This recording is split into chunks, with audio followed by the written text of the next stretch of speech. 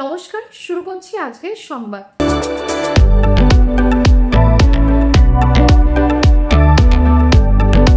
পূর্ব বর্ধমানের জামালপুরে বেশ কয়েকদিন আগে মারা যান দলের বর্ষীয়ান নেতা দিলীপ গুহ।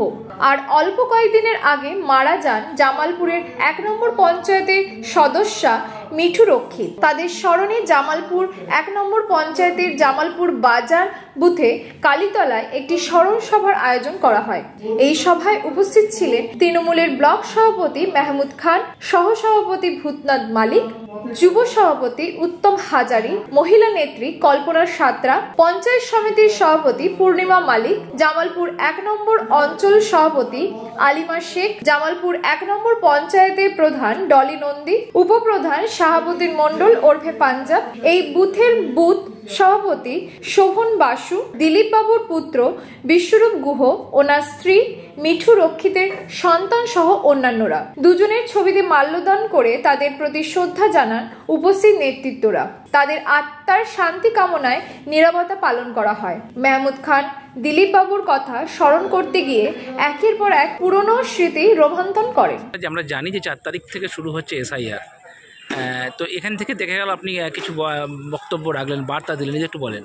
দেখুন, কিছু মানুষ বিভ্রান্ত হয়েছে। যে জায়গায় মাননীয় আমাদের সাংসদ আমাদের অভিষেক বন্দ্যোপাধ্যায় আমাদের নেতা গতকাল আমাদের ভিসি করেছিলেন, সেখানে প্রত্যেকটা বুথের মানুষকে যে বৈধ ভোটার, এই বৈধ ভোটার একটাও কোনো বাদ যাবে না। যদি বাদ যায় তার জন্য যে লড়াই করা দল করবে, সেই আজকে যা এখানকার মেয়েরা অন্য জায়গায় বিবাহ হয়েছে, অন্য জায়গার মেয়েদের এখানে বিবাহ হয়েছে, তাদের কী ডকুমেন্টস লাগবে এবং তারা যেন হুড়োহুড়ি না করে, যেন লাফালাফি না করে।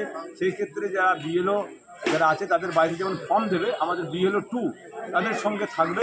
কোনো সমস্যা হলে আমরা পাশে আছি, আপনাদের যে সমস্যা হবে আমাদের বলবে। এবং জামালপুর ব্লকে আমাদের 13টা পঞ্চায়েত 13টা ক্যাম্প হবে, ব্লকে একটা ক্যাম্প হবে। আমাদের সব জায়গায় আমাদের কিন্তু তারা আমাদের দলের নেতৃত্ব থাকবেন এবং আমাদের সাংসদ এবং আমাদের বিধায়ক এবং ব্লকের সব উইংসের সভাপতি এবং জনপ্রতিনিধি সকলেই কিন্তু মানুষের পাশে থাকবেন। ভাবার কিছু নেই।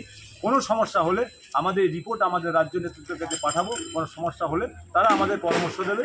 সেই ক্ষেত্রে সাধারণ মানুষকে এই স্মরণ সভার মধ্য দিয়ে তাদেরকে আমরা স্মরণ করে দিলাম যে আপনারা এই পেপারসগুলো আপনারা রেডি রাখবেন। নমস্কার, আশা করি আমাকে চিনতেই পারছেন, সুকান্ত প্রামাণিক।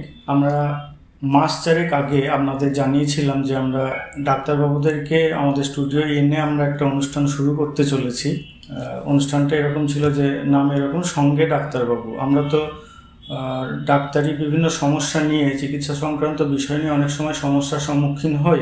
তখন চটজলদি কোনো সিদ্ধান্ত নিতে না পেরে হয়তো আশপাশের মানুষজন যা বলছে আমরা সেটাই করি ভয়ের কারণে।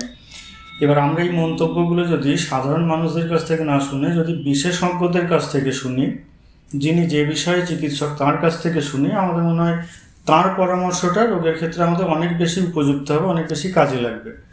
তো যথারীতি সেই জুলাই থেকে আমাদের অনুষ্ঠান চলছে, সঙ্গে ডাক্তারবাবু অনুষ্ঠান। আপনারা যদি এই অনুষ্ঠানগুলো দেখেন আমাদের খুব ভালো লাগবে, আপনাদের জন্যই করা।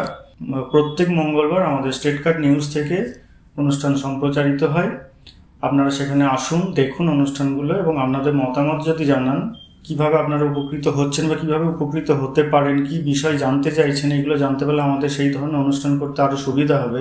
তবে আমরা আগেও কিছু অনুষ্ঠানে বলেছি যে আমরা লাইক, শেয়ার, কমেন্টের জন্য অনুরোধ করি না, করবও না।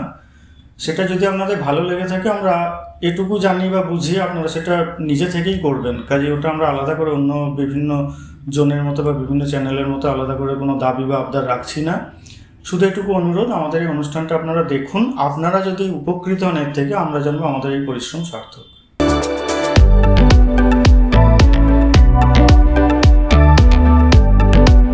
আজকের সংবাদ এই পর্যন্ত। নমস্কার।